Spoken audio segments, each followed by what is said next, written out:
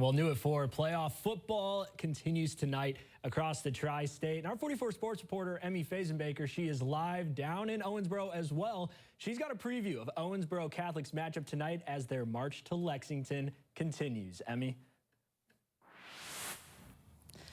Hey, Ben, well, I have my beanie on, so you know what that means. It's the perfect weather for high school football playoffs as we are getting closer and closer to possibly seeing the Owensboro Catholic Aces heading back to Kroger Field. They are 12-0 as of this moment, having a perfect season so far, and they're going up against Monroe County tonight. They're 7-5 on the season, and some people might say that this is not as big of a challenge that you might see coming into playoffs, coming in another closer march, like you just said, to Lexington. But for the Catholic Aces, they still have to stay on top of things when it comes to both offense and defense. But let's talk about the defense. I know a lot of times we bring up Brady Atwell, we bring up a lot more offensive weapons when it comes to that side of the ball, but let's switch it over to defense, because let's be real, guys. We can't have just the offense doing it all every single time, because when it comes to the defense, we also have Vince Carrico. He's actually Tuck Carrico's little brother, who is a senior linebacker who now averages 10 tackles a game. Incredible. He now has 111 tackles overall in this season. He's ranked 8th in the state